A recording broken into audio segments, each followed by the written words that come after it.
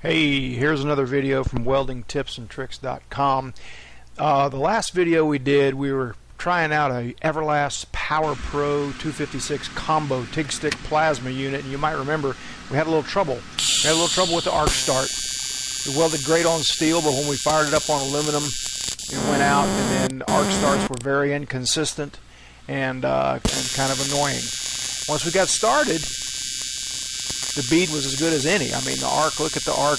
Being able to focus, weld with a sharpened tungsten, focus the bead on the corner of some 1/8" aluminum like this is it's about as good as it gets.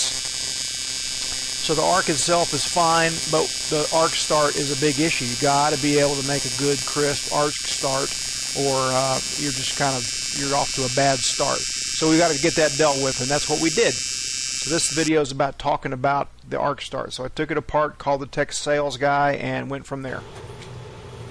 Well, you can see I've still got the cover off my PowerPro 256 combo unit, and it's fixed now. All it was the arc gap. Needed to close them up a little bit. They were at around 40. They needed to be closer to 30, and they were stuttering big time before. I was having a real hard time getting an arc on AC. About maybe 2 out of 10 would fire, and the rest of them just high freak. So I talked to a guy named Mike, who's the tech support guy with Everlast. Very friendly guy, very knowledgeable guy. Here's how it goes. Okay, Jody, it's one of three things. Okay, it's either you have a bent little bus wire that's too close to an L bracket that might be bleeding over high frequency, or you need to adjust your arc gap, or it's a board. One of those three things. It was number 2, the arc gap.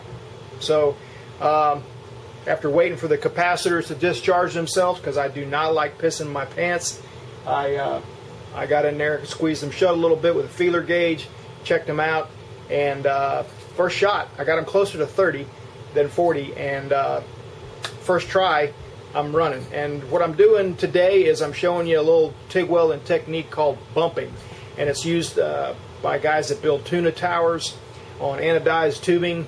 I haven't done much of it, so I'm not trying to portray myself as an expert on welding anodized tubing. I read about it, talked to guys that have done it. I just haven't had a chance to weld any tuna towers. But bumping is basically hitting a real high amperage, and it's an on-off thing. So it's kind of like pulsing times 3. So you're pulsing, you're ramming it, but you're getting completely off the current. You're breaking the arc. And so the reason I'm doing that today is showing you that I really did get the arc start fixed, because it would be stuttering every other start if I didn't stutter a bit. So bumping is on off, and what that does on anodized coatings, on anodized aluminum, is it breaks through the coating and melts, and you get off, and it lets it cool down a moment, and so it breaks through that coating without letting it just wrinkle and cook and bake, and gives a real ugly finish to it. Real, it looks like Fido's butt if you just try to weld it with a normal technique. So we got some 1/8" thick 3003 aluminum here. I'm going to show you the arc bumping technique. Now first off, I've got the downslope set on a little bit to give it a little bit of a taper, so it doesn't just shut off and leave it, because it'll leave a little crater hole. And I was kind of playing with that and seeing if it would help a little bit to set the downslope. But then I just decided I'm just going to set the downslope off just like it was a switch. So what you're seeing here is a good crisp start now. I'm still using a tapered electrode. You can see I got no start issues now. If I did, I wouldn't be able to even do this. So that's why I did this bumping technique, just to show you that the arc start is completely fixed. Now after a little bit of practice, I was able to get something decent looking. They weren't looking all that great on my bumping technique at first. But practice makes perfect. You know how that goes. So I've got some decent looking beads on the arc bumping. I'm still lacking a little bit. But here are the settings for arc bumping. All right, make sure to set the current to AC.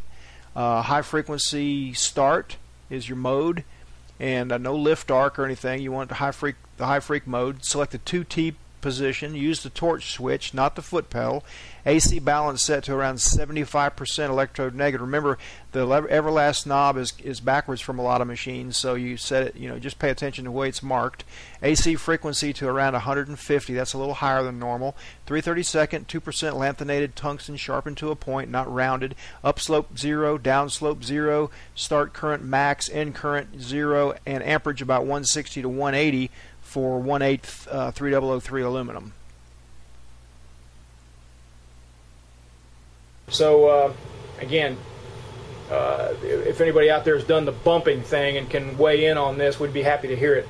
So after I just unplugged this, got done welding, when the capacitors have a chance to discharge, I'll button it back up, and then hopefully next week the machinist will have that 3/4 stainless in, and we'll test out the plasma cutter by cutting some holes in that 3/4 stainless. And the reason we're doing that is because machinists would like to machine as little as possible, because 304 stainless is a bear to machine. So if we cut them out and leave only a 1/16 of an inch or so, he can go in there and bore them, and he'll be happy. And plus it gives us something to test out the plasma cutter with. So, all right, next time hopefully we're doing that. If not, we're doing something else. All right, see ya. I've been throwing this little picture here up of the down and dirty hog with a TIG torch in his hand, and that's an emblem that I have on some black t-shirts. So if you're interested, if you'd like to have a t-shirt like that, you can click the little blue hyperlink below the YouTube video here. It'll take you to the t-shirt page, and you can check it out, and you can decide if you want to wear one of these. All right, thanks for watching.